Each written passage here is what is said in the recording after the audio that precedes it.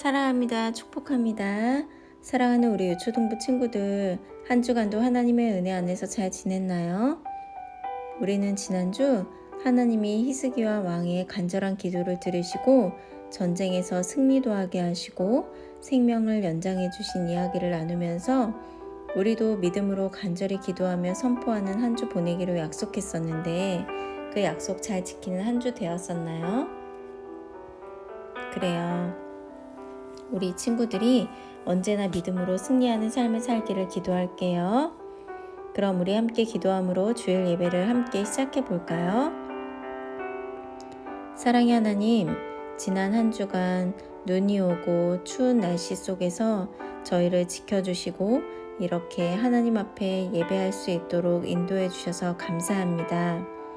한 주간도 우리가 믿음으로 살지 못하고 불평하고 원망하며 죄 가운데 있었던 모든 시간들을 용서하여 주시고 이 시간 예배를 통해 온전히 믿음으로 새로워지는 시간이 되게 도와주세요. 우리가 언제나 하나님의 말씀을 따라 순종하며 살아갈 때 하나님이 우리의 삶을 축복해 주시는 것을 날마다 경험하는 삶이 되게 도와주세요. 이 시간 우리를 만나 주실 하나님께 감사와 찬양을 올려드리며 이 모든 말씀 예수님 이름으로 간절히 기도했습니다. 아멘. 오늘 말씀의 제목은 거룩하신 말씀, 자신의 몸을 깨끗하게 지킨 다니엘이에요. 우리 다 같이 기대하는 마음으로 함께 오늘의 말씀을 읽어볼까요? 시작! 청년이 무엇으로 그의 행실을 깨끗하게 하리이까? 주의 말씀만 지킬 따름이니이다. 시편 119편 9절 말씀. 아멘. 오늘은 다니엘과 그 친구들이 자신의 몸을 어떻게 깨끗하게 지켰는지 함께 이야기를 통해 알아보아요.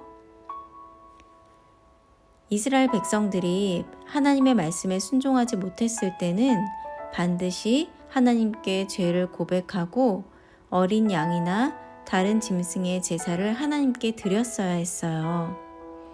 그런데 이스라엘 백성들은 하나님께 제사 드리기는커녕 오히려 하나님을 멀리하고 다른 우상들을 섬기고 하나님이 기뻐하시지 않는 일을 하고 말았어요. 그래서 결국은 이스라엘이 적군에 의해서 침략당하고 백성들은 포로로 끌려가게 되었답니다. 다니엘과 세 친구도 바벨론의 느부갓네살 왕의 부하들에게 잡혀서 아주 젊은 나이에 낯선 땅으로 끌려가게 되었어요. 아마도 너무나 두려웠을 거예요. 다니엘의 친구 이사랴가 다니엘에게 속삭였어요. 이제 우리는 어떻게 되는 걸까? 느부갓네살 왕이 우리를 자기 나라에 데려가서 죽이려는 것일까? 다니엘은 병사들이 듣지 못하도록 조용한 목소리로 속삭였어요. 아니야, 왕이 그렇게 하지는 않을 거야 라고 말했어요. 그럼 우리가 다시 예루살렘으로 돌아갈 수 있을까? 다른 친구가 말했어요. 사실 다니엘과 세 친구는 정말 고향으로 돌아갈 수 있을지 없을지 너무나 막막한 상황이었답니다. 이스라엘 백성들이 자신들의 잘못을 위해 기도하고 죄를 용서받기 위해 하나님께 제물을 진심으로 드렸다면 얼마나 좋았을까요? 이런 상황 가운데서도 다니엘은 고향에서 멀리 떨어져 있었지만 그 누구보다도 하나님을 기쁘시게 하기를 원했어요. 오랫동안 걷고 또 걷고 1100km 이상을 걸은 다음에 바벨론에 도착했어요. 그들 앞에 있던 크고 강한 문이 열리자 모두는 안으로 들어갔어요. 너무나 두껍고 높은 성벽, 아름다운 건물들, 웅장하게 지어진 성으로 사람들은 모두 놀랐답니다. 바벨론 성은 아주 크고 웅장했어요. 성 안 곳곳에 그들이 섬기는 황금으로 만들어진 신상들을 모신 신전탑이 있었어요. 그래서 그 성을 황금의 도성이라고 불렀답니다. 느부갓네살 왕의 궁전은 당시에 가장 멋지고 커다란 궁전이었어요. 느부갓네살 왕은 젊은 포로들에 대한 특별한 계획이 있었어요. 사로잡힌 젊은이들 중에 가장 뛰어난 자들을 뽑아서 왕궁으로 데리고 오라고 명령을 했어요. 뽑힌 젊은이들 중에 다니엘과 세 친구도 있었답니다. 그들은 왕자와 같은 지위를 가진 사람이어야 하고 튼튼하고 준수한 사람이었어야 했어요. 그들을 3년간 바벨론 학교를 다니면서 바벨론의 언어를 배우고 왕의 식탁에서 나온 음식들을 먹이도록 했어요. 다니엘과 세 친구는 모두들 참되신 하나님과 관련된 이름을 가지고 있었어요. 다니엘은 하나님은 나의 심판자시다 라는 뜻이었고요. 아사랴는 주는 나의 도움이시다 라는 뜻이었어요. 하나냐는 여호와는 은혜로우시다 라는 뜻이었고요. 미사엘은 하나님과 같은 분이 누구이신가 라는 뜻이었어요. 그런데 어느 날 왕의 환관정인 아스부냐스라는 사람이 이 친구들에게 와서는 이들의 이름을 바꾸어 버렸어요. 그는 각자에게 왕의 거짓 신들 중에 하나와 관련된 이름을 지어주었어요. 그는 그들이 하나님을 잊어버리고 자신의 거짓 신을 믿게 하려는 것이었답니다. 다니엘의 이름은 벨드사살, 그리고 세 친구의 이름은 사드락, 메삭, 아벳느고라고 바뀌었어요. 그러나 이름을 바꾼다고 해도 그들이 가지고 있는 하나님을 향한 믿음까지 바꿀 수는 없었답니다. 그날 4명의 친구들은 다른 친구들과 함께 식탁에 앉았어요. 왕의 식탁에서 나온 음식들이 그들 앞에 놓여 있었고 환관장도 그곳에 와 있었답니다. 다니엘이 왕의 식탁에서 나온 음식을 먹을 수 없습니다. 라고 담대하게 환관장에게 말했어요. 모세의 율법에 따르면 이것은 우리가 먹을 수 있는 고기가 아닙니다. 포도주와 기름진 음식을 먹는다고 우리가 튼튼해지거나 공부를 잘하게 되는 것이 아니랍니다. 라고 용기 있게 말하면서 음식으로 자신을 더럽히지 않겠다고 결심했어요. 그 음식을 먹는 것은 하나님이 기뻐하시는 일이 아니라는 것을 다니엘은 너무나 분명히 알고 있었기 때문이에요. 환관장은 다니엘을 아주 마음에 들어 했기 때문에 너희들이 창백해지고 몸이 말라서 다른 소년들보다 병들어 보일까봐 두렵구나. 그러면 왕이 노해서 내 목숨이 위태로울 수 있다라고 말했어요. 그 후에 감독하는 임무를 맡은 또 다른 사람이 들어오자 다니엘은 다시금 음식에 관한 이야기를 했답니다. 열흘간 우리에게 채소와 물만 주어서 먹고 마시게 하고 열흘을 지난 후에 왕의 음식을 먹는 다른 사람들과 우리를 비교해 보세요. 열흘 동안 우리를 시험해 보세요. 라고 말했어요. 그 감독자는 그것을 허락했답니다. 매일 감독자는 포도주와 고기로 된 왕의 진미를 가지고 왔어요. 그 기름진 음식들은 먹음직스럽고 좋은 냄새가 나고 너무나 맛있어 보였답니다. 그리고 그 맛있는 음식을 먹지 않는다고 비웃는 주위 사람들도 있었어요. 그렇지만 다니엘과 그 친구들은 하나님을 위해 왕의 음식을 먹지 않았어요. 열흘이 지나고 왕의 신하가 그들을 살펴보기 위해 왔을 때 그들은 왕의 음식을 먹는 다른 소년들보다 오히려 더 튼튼하고 건강해 보였어요. 하나님은 다니엘과 세 친구들을 다른 사람들보다 더 지혜롭게 해주시고 언제나 그들과 함께 계셨답니다.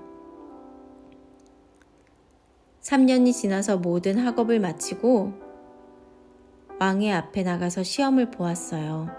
왕은 모든 사람들과 대화하면서 많은 질문을 던졌답니다. 왕은 다니엘과 하나냐와 이사랴와 미사엘이 가장 지혜롭다고 느꼈어요. 자신의 왕국에 있는 모든 술사들과 박사들보다 10배나 더 지혜롭다는 것을 알았답니다. 그래서 이 네 사람은 왕을 섬기면서 자주 왕 앞에 서게 되었어요. 그런데 다니엘과 그 친구들이 느부갓네살 왕을 섬긴 지 1년이 지난 어느 날이었어요. 왕의 시위대 장관이 다니엘 집의 문을 두드렸어요. 그 장관은 너무나 흥분하면서 왕이 모든 박사들을 죽이라고 명령했습니다. 라고 말을 했어요. 다니엘은 조용하고 지혜롭게 물었어요. 왕이 왜 그렇게 화가 났습니까? 무슨 문제가 있습니까? 라고 물었어요. 그랬더니 그 황관 시위대 장관은 왕이 자신이 꾼 꿈으로 인해 매우 화가 났습니다. 그리고 마음이 매우 괴로운 상태입니다. 꿈의 의미를 알고 싶어 하지만 박사들과 술사들 중에 왕이 어떤 꿈을 꾸었는지 아는 사람이 아무도 없고 아무도 그 꿈을 해석하지 못하고 있습니다. 라고 말했어요. 다니엘은 이 이야기를 듣고 서둘러 왕을 만나러 갔어요. 저에게 조금의 시간을 주시면 제가 왕의 꿈을 말하고 그 꿈의 의미를 풀어드리겠습니다. 라고 말했어요. 다니엘은 자신 스스로 그것을 알 수 없었지만 그것을 알아낼 수 있는 분을 분명히 알고 있었답니다. 다니엘은 서둘러 집으로 돌아가서 아사랴와 다른 친구들에게 이 일에 관해 말했어요. 그리고 다니엘과 세 친구들은 이 일에 대해서 하나님께 말씀드리고 하나님께서 느부갓네살 왕이 꾼 꿈이 어떤 것인지 보여주시도록 간절히 기도했답니다. 그리고 그날 밤에 하나님은 다니엘에게 왕이 꾼 꿈에 관해서 말씀해 주셨어요. 다니엘은 하나님을 찬양했어요. 나의 조상이 하나님, 주께서 이제 내게 지혜와 능력을 주시고 우리가 주께 구한 일을 알게 하셨으니 내가 주께 감사하고 주를 찬양하나이다. 곧 주께서 왕의 일을 내게 알려주셨나이다.